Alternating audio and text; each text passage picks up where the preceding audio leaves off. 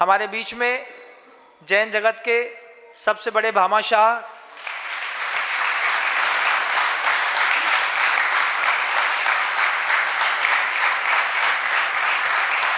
अभी तो मैंने नाम भी नहीं बोला, जैन जगत के सबसे बड़े भामाशाह और जिन्होंने अपने जीवन का सर्वस्व गुरुदेव के चरणों में समर्पित किया, ऐसे अशोक जी पाटनी साहब आरके मार्बल्स हमारे सबके बीच में है। ये अपने आप में बड़े सौभाग्य की बात है बंधुओं। बड़ी मुश्किल से ऐसी शांत सौम्य छवि वाले धरती पर गृहस्थ आते हैं जो चक्रवर्ती से कम नहीं होते और जिनके कारण जिन शासन अति समृद्ध होता है उनमें अशोक जी पाटनी साहब सबसे पहली भूमिका में पूरे जैन समाज का नेतृत्व करते हैं। हम सभी गौरवान्वित हैं और हम तो चाहते हैं कि 1 मिनट तक सबकी ताली एक जैसी बजनी चाहिए।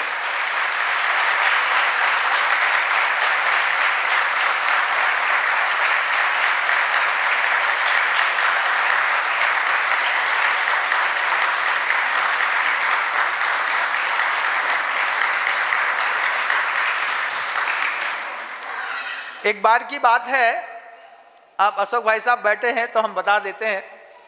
इनके पिताजी, हमारा उनसे अमरकंटक में मिलना हुआ, दादाजी से, कंवर लाल जी पाटनी साहब जी से। तो अमरकंटक में आए तो हमने उनसे पूछा कि कैसा अनुभव होता है, इतनी सारी संपत्ति है तो, कितना बड़ा एम्पायर है, कहाँ कहाँ किस चीज़ की कमी नहीं है, कैसा अनुभव होता है। तो एक ही बात बोले कि महाराज मने तो कई भी अनुभव नहीं होए, मने तो यो पतो है कि 100 साल के बाद लक्ष्मी अपनो मालिक बदल लेती है। 100 साल उनके शब्द थे, याद है मुझे, कि 100 साल में संपत्ति, जमीन हो, फैक्ट्री हो, सोना हो, चांदी हो, हीरा हो, नियम से अपना मालिक बदल लेती है। जब उनकी ये ऊंची बात उस वक्त सुनी, फिर हमने कहा उनसे कि आप लोग इतना दान देते हैं, इतना नाम होता है। बोले महाराज 97 साल का हो गया हूँ, 95-96 साल का, 107 साल की उम्र में उनकी संलेखना पूर्वक बहुत अच्छे से समाधि हुई। मुझे ध्यान है 6 फुट 3 इंच के ऊपर की उनकी हाइट थी और आजीवन उनका ब्रह्मचर्य व्रत था बंधुओं। वे शुद्ध ब्रह्मचारी रह करके उन्होंने अपने यहाँ धर्म ध्यान किया। उनके एक ही शब्द थे, आज भी गूंजते हैं दिमाग में। उन्होंने एक ही बात कही कि 100 साल में नियम से संपत्ति अपना मालिक बदल लेती है। जब पहली बार उनके मुख से ये बात सुनी तो ऐसा आश्चर्यचकित हुआ।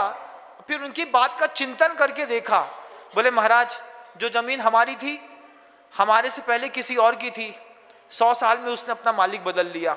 हीरे की अंगूठी हम पहने हैं, ये हीरा पहले किसी और के हाथ में रहा होगा, उससे आज मैं आ गया और जिस दिन मैं देह छोड़ करके जाऊंगा ये अंगूठी आज मेरी है, कल मेरे लड़के की हो जाएगी, ये फिर अपना मालिक बदल लेगी। ये पैसा महाराज श्री जेब में रहता है, ये पैसा शाम तक मेरे जेब में टिकता नहीं, ये भी अपना मालिक बदल लेता है। पहली बार इतने बड़े परिवार के इतने समृद्ध चिंतन को जब मैंने देखा, फिर मैंने सोचा जिनकी जड़ों में इस तरीके की भावना है कि 100 साल में संपत्ति अपना मालिक बदल लेती है, उनके फूल और फल कैसे शानदार होंगे। उनके फल में हमारे अशोक जी पाटनी साहब हैं, जिन्होंने ऐसी कौन सी धर्म ध्यान की जगह नहीं है जहां पर आपने अपनी संपत्ति का प्रयोग नहीं किया। मैंने एक और संस्मरण में याद आता है मुझे, तो मैं आपको बताता हूं। अमरकंटक से निकले और अमरकंटक से निकलने पर इनका जो है एक मतलब जो चार्टर्ड प्लेन था वो लालपुर हवाई अड्डे शहडोल के पास खड़ा था। तो रास्ते में बुढ़ार पड़ता है और लोगों ने बहुत निवेदन किया कि एक बार आप सिर्फ दर्शन कर लीजिए। तो दर्शन करने के लिए गए, लौट के आकर के नीचे उतरते उतरते बोलते हैं 1.25 लाख रुपए मेरी तरफ से इस मंदिर जी के लिए दान।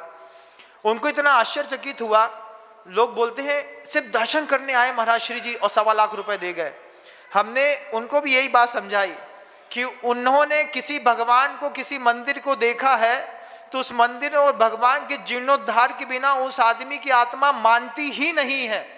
दुनिया की हर बड़ी धर्म ध्यान की भूमि में या आपकी या तो बिल्डिंग मिलेंगी या मंदिर मिलेंगे या धर्मशालाएं मिलेंगी।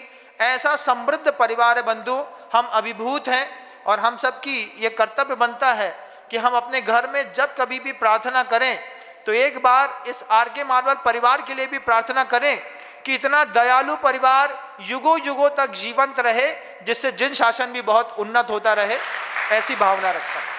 तो आचार्य समय सागर जी महाराज की जय। जय बोले विनम्र सागर जी महाराज की जय। समस्त मुनि संघ की जय। महाराज श्री ने भी भामासा बोला कि भामासा आए हैं। मैं तो बंधु हूँ, मैं तो आपका भाई हूँ, कोई भामासा नहीं हूँ और आपका सेवक हूँ। मैं तो समाज के कोई भाई के, किसी भी कोई व्यक्ति के थोड़ी सी भी कोई काम आ जाए तो मुझे बहुत खुशी होती है। तो मैं मेरे जो भी कोई काम है वो मेरे स्वार्थ से कर रहा हूँ। कोई ऐसा नहीं है कि कोई मेरे को खुशी जिसमें मिलती है वो काम कर रहा हूँ।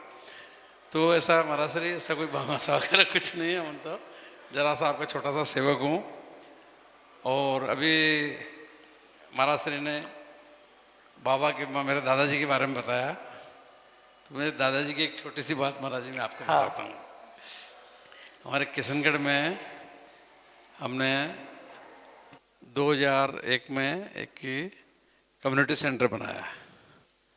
आप में से कोई गया होगा, कोई शादी ब्याह में कोई गया होगा कम्युनिटी सेंटर। अभी भी सुनील सर जी महाराज का चातुर्मास वहीं हुआ था, सुधा सागर जी का भी वहीं हुआ था।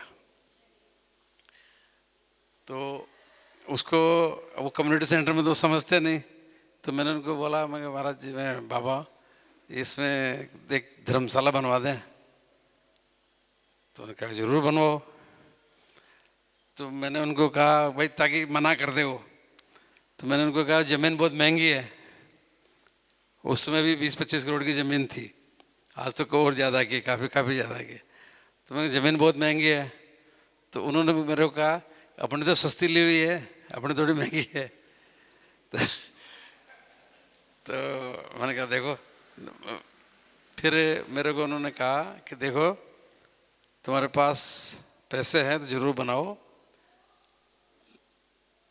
मैं तेरे को एक बात बताता हूँ। उन्होंने कहा मेरे को, मैं बताओ बाबा। तो उन्होंने कहा कि देख जो तुम लोगों के पास जो पैसे हैं ना, ये एक दिन पूरे हो जाएंगे और इन कामों में निकल जाएंगे, वो बच जाएंगे।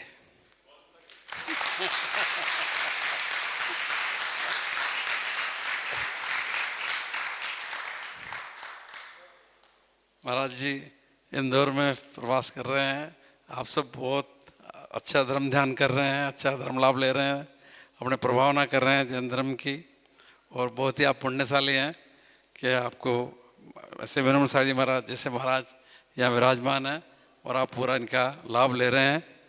और इसी तरह आप प्रभावना करते रहें, लाभ लेते रहें।